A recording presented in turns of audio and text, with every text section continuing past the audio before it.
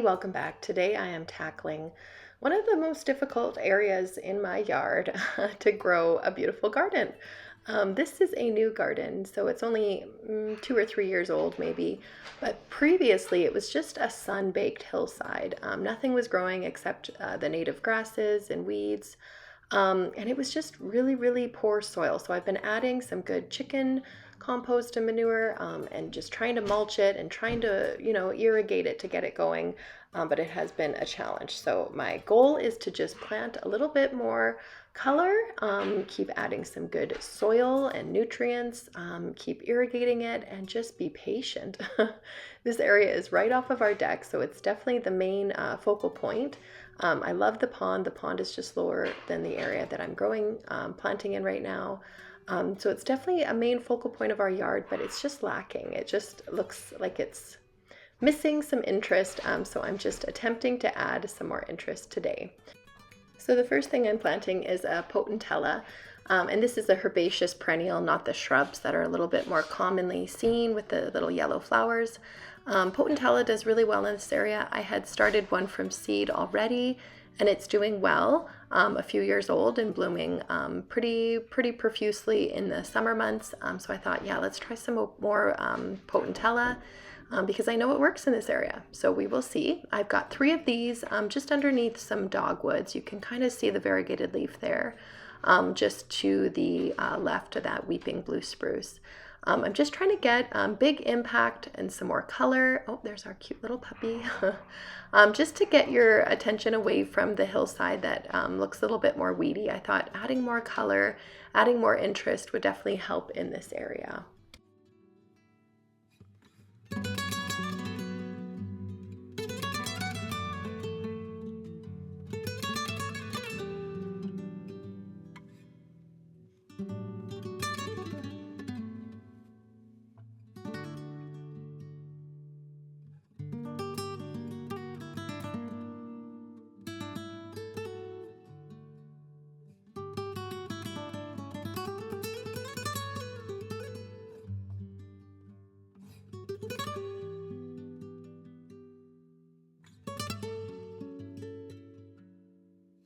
And another task I needed to do was just weed. The grass has just been coming through here.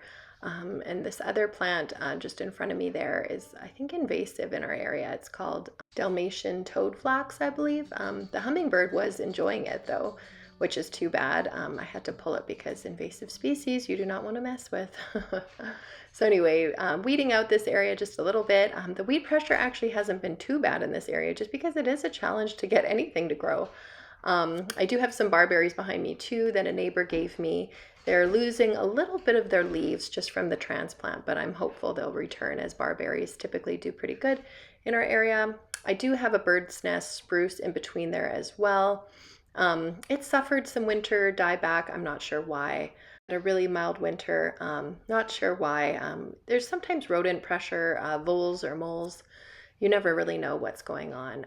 But yeah, working on this area has been on my to-do list for a while. Like I said, it's the main focal point of our yard just off the deck. So I just really wanted to tackle it. But as you know, if you're a gardener, it can get quite discouraging. So you kind of just leave it and procrastinate. But today was the day. I wanted to make it a little bit better. So here we are, just weeding a few more of the areas.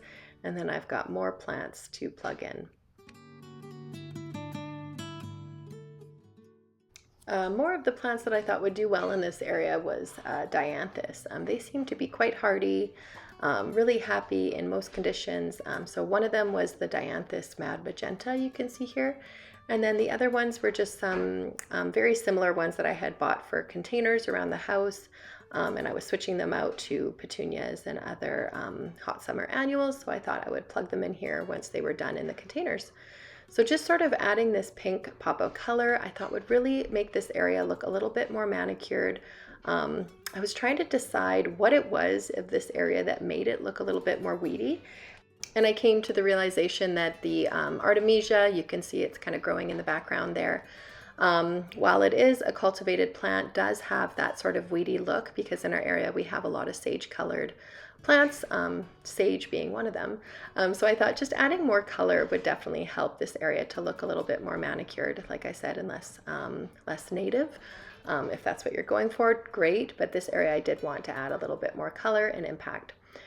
And this carnation does have that effect for me. So yeah, adding these just sort of, I think I've got about 3 of the ones I pulled from the container, and then 2 or 3 that I had just purchased recently from my Home Depot. So it just adds that instant sort of color that I was wanting.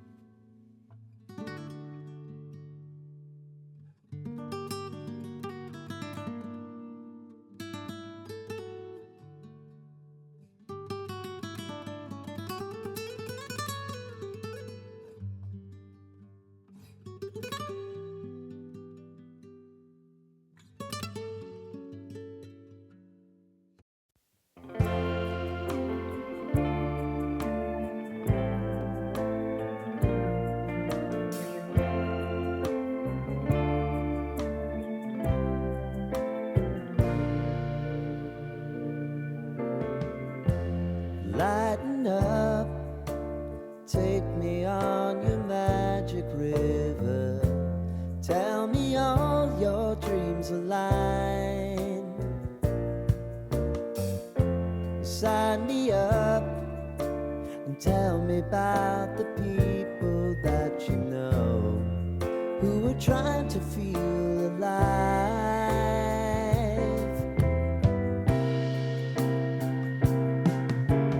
Life can get hard, so honey, if you need to cry,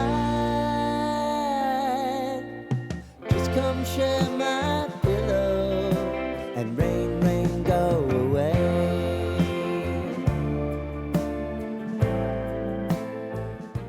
And next was adding another plant. This is a sedum. This is Sun Sparkler.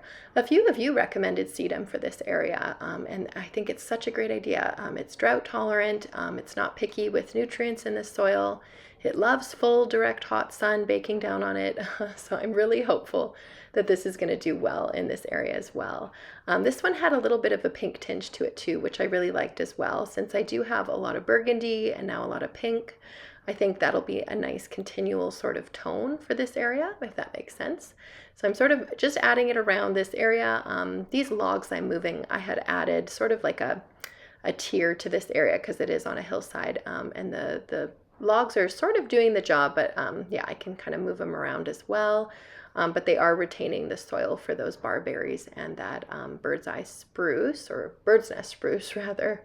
Yeah, so just adding these sedums. I really like the way they look. They do have that sort of sagey, silvery tone to the leaf, but I think a little bit of that is okay. It does flow with the other parts of the area as well. So yeah, overall it's doing well, and I'm happy with how it's coming along. I think areas like this take a lot of trial and error. Just kind of seeing what works, what doesn't. In the past, I have mentioned too that we have had irrigation problems, which obviously haven't helped either. I'm not sure if it's like a short in the wire that's stopping it from going on. Plus, this is one of the hotter sort of microclimates in our area anyway. Okay, next plant we are doing is a Japanese anemone.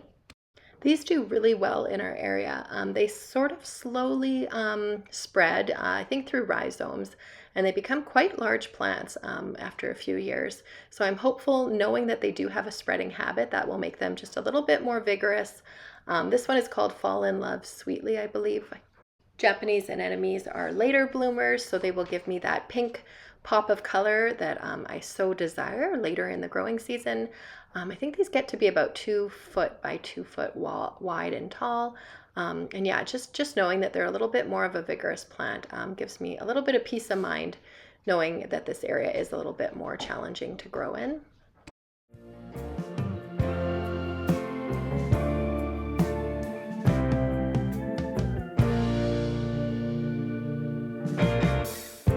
I wanna hear about everything you're ever thinking.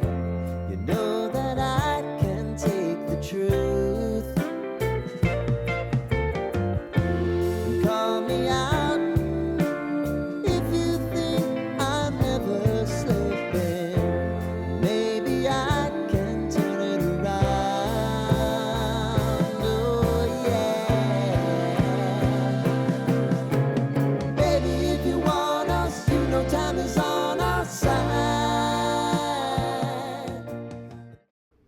Another plant that does well in the hot hillside with the drier conditions is a creeping thyme. And of course, those little pink blossoms are just a bonus. So yeah, it'll cover the ground a little bit, hold in a little bit of the moisture, and just add a little bit more of a lush look instead of just the bare soil or mulch look. Always looking to add more green if I can instead of brown for the mulch or dirt, of course. So just popping this was a 6 pack. I'm just popping these sort of around. It does sort of take over in a good way as well. I'd say it gets to be about 12 to 18 inches wide. I haven't seen it get a little bit bigger than that, but yeah, hoping that it sort of fills in this area and just adds to the lushness of the area.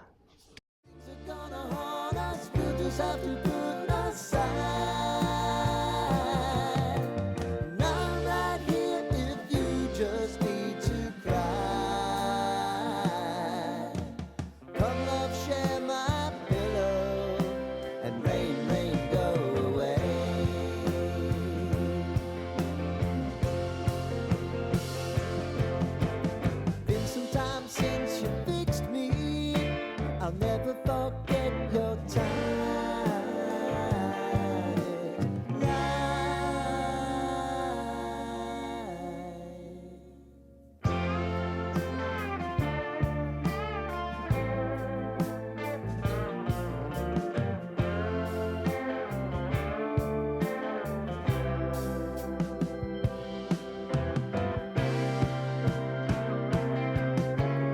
I know if I need it, you'll always believe my eyes.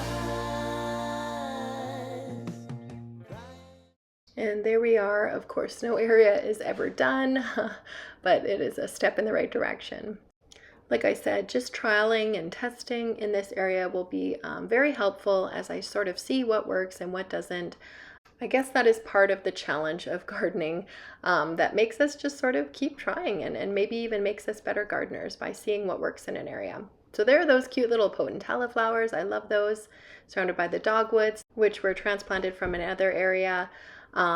Just waiting for this to fill in. But thank you so much for joining me, and I'll see you next time. Rain, rain,